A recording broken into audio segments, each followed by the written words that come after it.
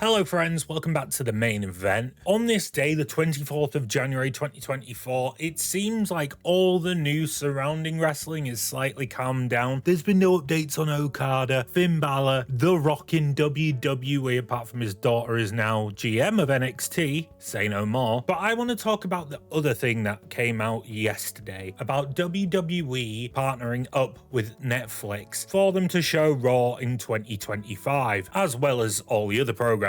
This deal is obviously huge. There is a lot of money at play, $5 billion over 10 years. There's still the chance that this could be a 20-year-long deal, which is unheard of in these times. This is obviously great for people who live, say, in the UK or Canada or Latin America, because we're getting Raw, SmackDown and NXT all on the network, including PLEs. So basically, we're getting the network moving over to Netflix. So probably bye-bye network. Obviously in America, you will get Raw on Netflix as well as Peacock for a bit, I believe.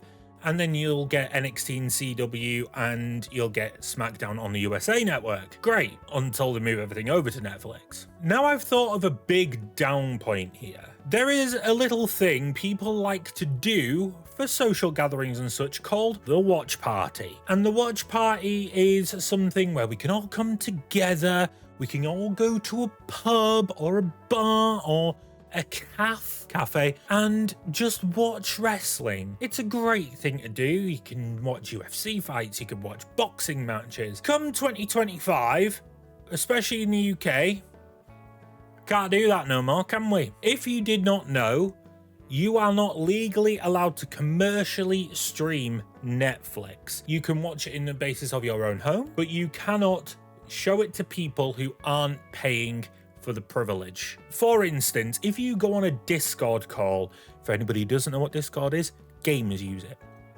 amongst others. You can't go in a voice call and then say, oh, let's watch a movie that is on Netflix, because if you stream it, it'll come to a black screen. Yes, if you go to a pub and just put a Netflix account on and watch it there, you would be able to watch it, but legally not. So, for example, over here in the UK, we have a company called Hooked on Wrestling, and they are synonymous here for streaming live shows where people can go to events and they can do watch parties. Sometimes they'll bring special guests. I believe it is Hooked on Wrestling who are doing the Royal Rumble Data Box Park this year with Cultaholic. That will all go away.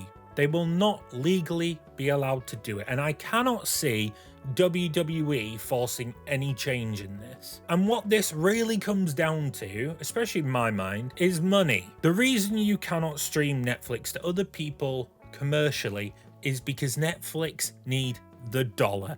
They need more subscribers, and then more subscribers, which then obviously equals in a lot more Ferrari money. You are perfectly okay streaming it to, say, your friends inside your house because that house has Netflix. But you cannot drag people into a pub, say 100 people, and have them all sit down and watch it because they're losing money. So I've been thinking, like, this has been a big plan all along, but people have been sharing their Netflix accounts and people have been sharing their Peacock accounts, apparently. Naughty. And obviously they can't really do the same with Netflix because of the cap on how many viewers you have depending on how much you pay. I believe this has been a well-oiled plan because Nick Khan knows he can make Netflix a lot of money moving everything over there and saying, nah, people have to singularly pay for Netflix. But still, there is people who rely on these shows.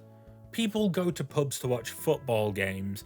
They go for the rugby. They go for, well, I guess they don't go for cricket. They'll go for Wimbledon. They'll go for boxing events. They'll go for UFC events. A lot of bars, pubs, clubs, whatever, make their money from this. And so do the people who run these. Like Hooked on Wrestling, like I say, they are a big deal over in the UK. They do really good events. It feels like that's the end. Unless there is something where these companies can go in and message WWE or Netflix and come to some form of a deal, whether it's a pay-per-view, right? I don't know. Like, it feels like this is the end for all of these companies, which is a big shame because a lot of wrestling is social and you can't just have like 40 people all sat in your house. I mean, you could if you were like Drake, but you're not Drake. Probably not watching this. So yeah, it's just ripping everything away. You're either going to have to watch it on your own at home with a couple of mates over, or you're going to have to go to the actual show. But I think this has been quite a horrible thought. It's literally just me rambling off my thoughts about it. Let me know what you think about this, because it seems like quite a big deal that a lot of the social aspect of watching WWE is about to go away. But yes, leave your thoughts in the comments. Thank you so much for watching. Hit that like, hit that subscribe. The Royal Rumble predictions will be out very soon. Thank you very much for watching. I'm Toby, main event. Bye bye.